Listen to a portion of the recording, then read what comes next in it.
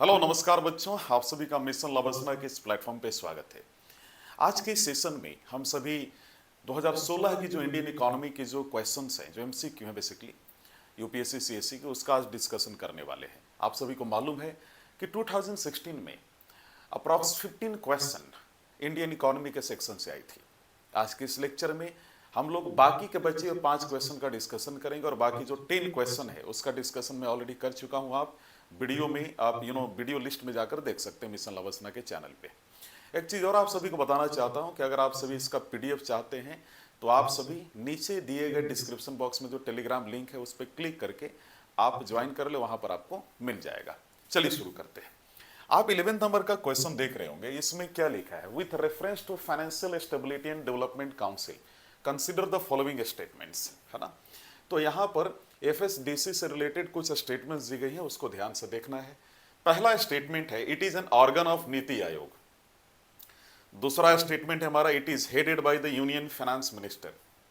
और तीसरा है it monitors macro prudential supervision of the economy. Which of the following statements given above is are correct. देखिए हमारे पास 4 option है, 1 and 2 only, 3 only, 2 and 3 only, 1 to 3। ठीक है ना। So we have 4 options right now. अब इसको ध्यान से समझिए। अगर आप इस पूरे क्वेश्चन को देखेंगे आप पाएंगे कि इसका जो राइट आंसर है, पहला तो ये समझना है कि जो एफएसडीसी है ये यूनियन फाइनेंस मिनिस्टर के द्वारा क्या होता है, सुपर हेड होता है। और ये भी हमें देखना है कि हमें करेक्ट आंसर सिलेक्ट करना है।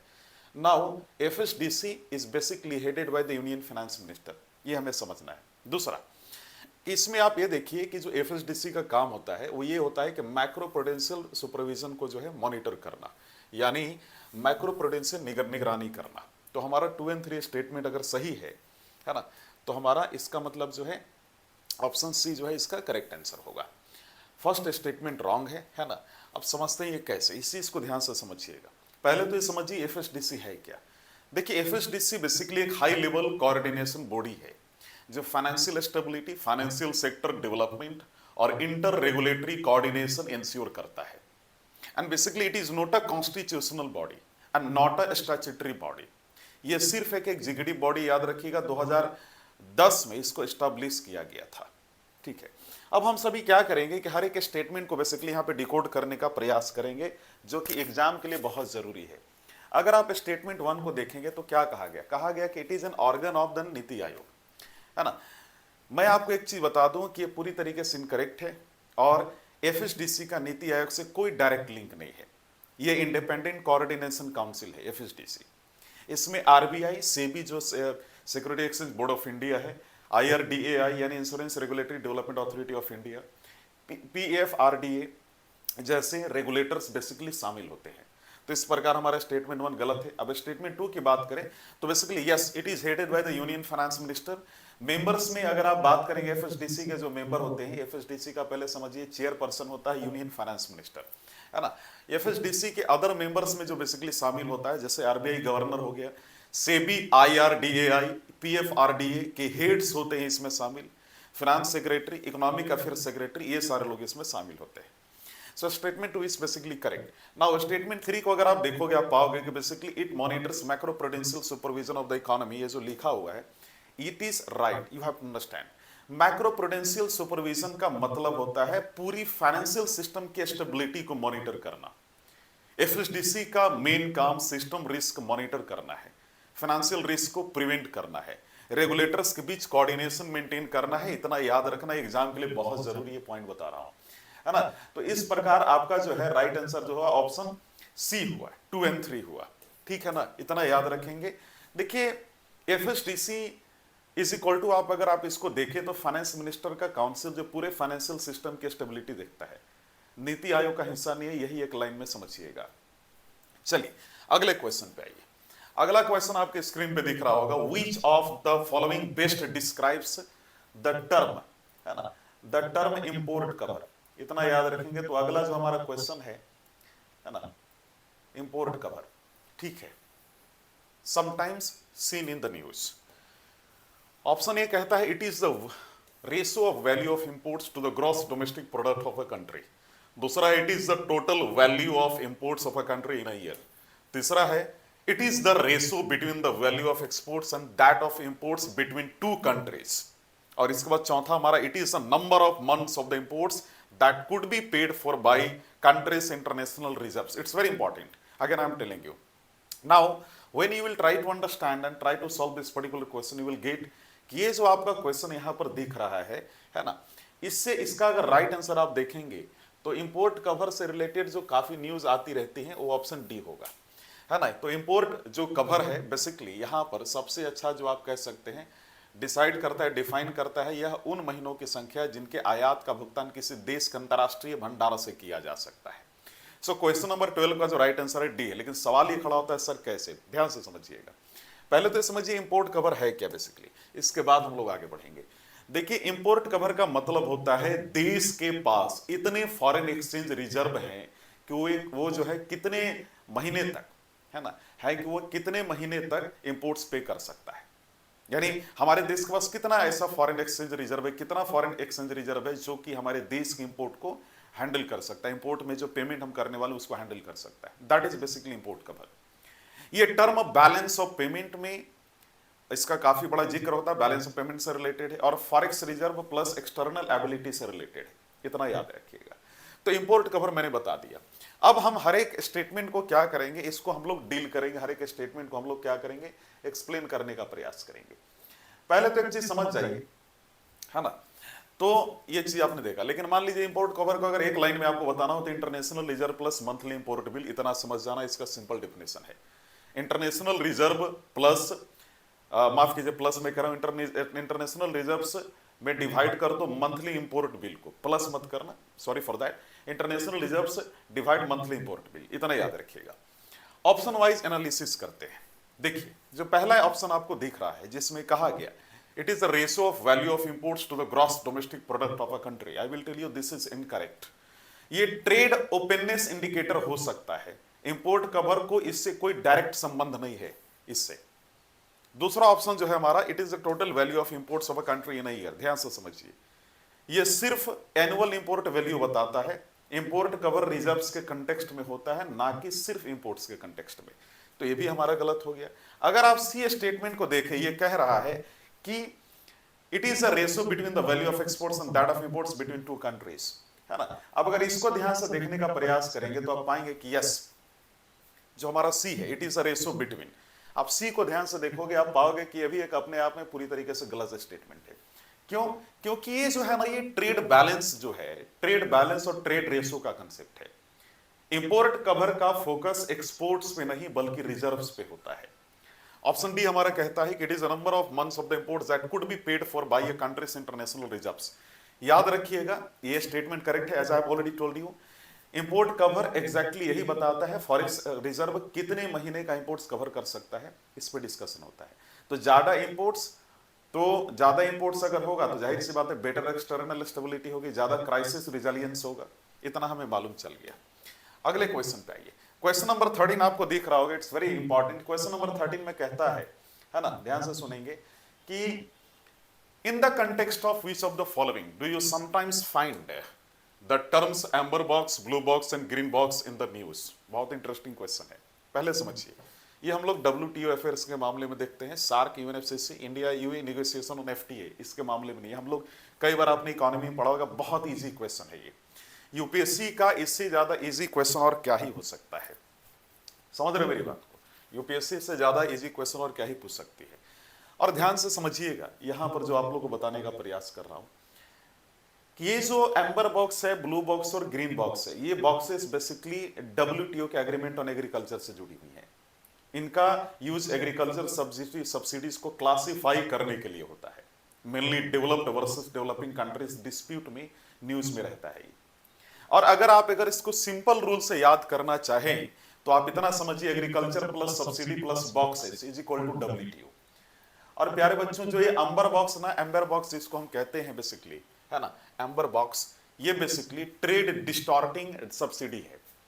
इसमें प्राइस सपोर्ट, इनपुट सब्सिडी बिना कंडीशन का इसमें होता है, सो रिड्यूस करना होता है सब्जेक्ट टू लिमिट्स, इतना याद रखिएगा। ब्लू बॉक्स प्रोडक्शन लिमिटिंग का सब्सिडी है, फार्मर को सब्सिडी मिलती है पर प्रोडक्शन कैप के साथ, तो एम्बर से कम हार्मफुल इसको माना जाता है। जब आप ग्रीन बॉक्स की बात करते हैं तो ग्रीन बॉक्स बेसिकली नॉन या मिनिमली ट्रेड डिस्टॉर्टिंग माना जाता है। इसका जो है अलाउंस है, इसको अलाउड किया जाता है विदाउट लिमिट का। तो इतना आपको मालूम चल गया है ना। तो इस प्रकार हमने देखा कि option A is the correct answer, ठीक है ना। ऑप्शन ए को हमने देखा, ठीक है। और एक चीज इतना हमें याद रखना, अगले क्वेश्चन पे हम आते हैं, क्वेश्चन नंबर 14 को, क्योंकि इसमें हम स्टेटमेंट को क्या ही डिकोड करें, सभी ऑप्शंस को, है ना। बस इतना समझिए, सार्क, यूएनएफसीसी और ये जो इंडिया यू नेगोशिएशन एफटीए, इसका कोई रिलेटेड डायरेक्टली रिलेशन नहीं है एम्बर बॉक्स, ब्लू बॉक्स और ग्रीन बॉक्स से। चलिए अगले क्वेश्चन पे आइए। अगर आप ये 14 क्वेश्चन को देखोगे तो इसमें क्या लिखा है, इसमें लिखा है with reference to international monetary and financial committee यानी IMFC, consider the following statement. पहला स्टेटमेंट है, IMFC discusses matters of concerns affecting the global economy and advises the International Monetary Fund on the direction of its work. दूसरा statement हमारा कहता है, the World Bank participates as an observer in IMFC meetings. Now, which of the following statements given above is are correct? We have 4 options right now. Now, इसका जो right answer होगा हमारा सी होगा, because ये दोनों ही इसका क्या है, सही है, ठीक है ना।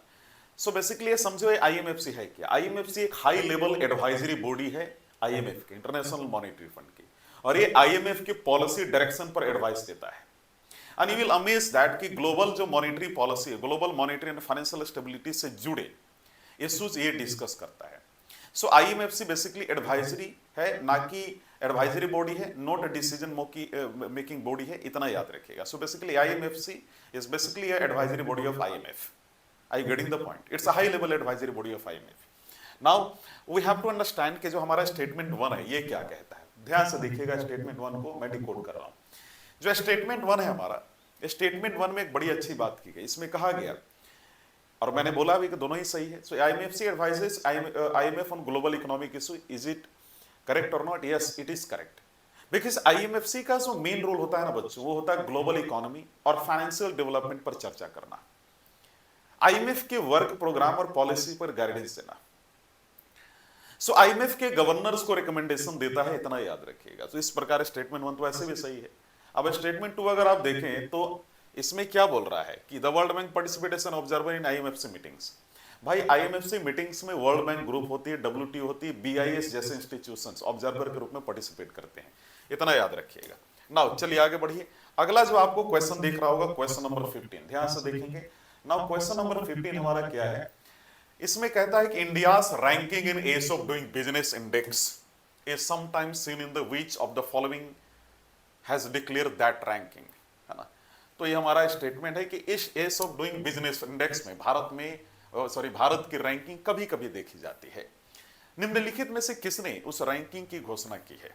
हमारे पास ऑप्शन है, organisation of economy cooperation and development, जिसको OECD कहते हैं, world economy forum, world bank, world trade organisation. Now just try to understand कि इसका राइट आंसर क्या होगा। अगर आप इस क्वेश्चन को सॉल्व कर रहे होते, अगर आप इसको देखेंगे तो फर्स्ट इंस्टेंस में आपको मालूम चल जाए, क्योंकि ये कई बार न्यूज में बना होता है, तो ये कोई बड़ी चीज नहीं, हर यूपीएससी सीरियस यूपीएससी कैंडिडेट को इसका उत्तर मालूम होगा। इसका राइट आंसर होगा ऑप्शन सी, मैं इसकी बात कर रहा हूं। So ease of doing business index है क्या, आपके मन में एक क्वेश्चन आ रहा होगा, sir what is this basically, can you explain. See I will tell you one thing, ये इंडेक्स वर्ल्ड बैंक द्वारा पब्लिश किया जाता है, बिजनेस रेगुलेशंस और कॉम्प्लायंस को मेजर करता है। ये इसका ऑब्जेक्टिव है कंट्रीज के बिजनेस एनवायरनमेंट को का कंपैरिजन करना। मान लीजिए कंट्री या दूसरी कंट्री के बिजनेस एनवायरनमेंट को कंपैरिजन करना। और जब हम इंडिकेटर्स की बात करते हैं तो इसके इंडिकेटर्स में इंक्लूड होते हैं कि स्टार्टिंग अ बिजनेस, मतलब कहीं पर अगर मान लो कुछ मेजर कर रहे हैं कि इस जगह पर किस तरीके से, मतलब कोई देश कितना सुरक्षित है, कितना अच्छा है बिजनेस को इस तरीके नहीं आसानी से चलाने के लिए, उसको जब ये मेजर करती है वर्ल्ड बैंक तो कुछ चीजों का ध्यान देती है। जैसे वहां पर starting a business, getting electricity के व्यवसाय की, रजिस्टरिंग प्रॉपर्टी का क्या इशू, प्रॉपर्टी को लेकर क्या, मान लीजिए कोई बिजनेस स्टैब्लिश हो रही है किसी पर्टिकुलर कंट्री में, प्रॉपर्टी रजिस्ट्रेशन का क्या वहां पर रूल है, टैक्सेस का क्या रूल है, इन्फोर्सिंग कॉन्ट्रैक्ट्स का क्या रूल है, तो ये सारी चीजें बेसिकली ये देखता है। तो these are the some indicators of the world bank. On the basis of these indicator world bank basically publishes ease of doing business. Are you getting the point. Now अगर आप ए को देखें, जो OECD है, OECD इनकरेक्ट है जैसा कि मैंने बोला, बिकॉज OECD पॉलिसी एनालिसिस करता है, ease of doing business ranking publish नहीं करता। ऑप्शन बी को अगर आप देखिए, वर्ल्ड इकोनॉमी फोरम, आप पाएंगे कि world economy forum global competitiveness index publish करता है। याद रखना, ग्लोबल कॉम्पिटिटिवनेस इंडेक्स पब्लिश करता है।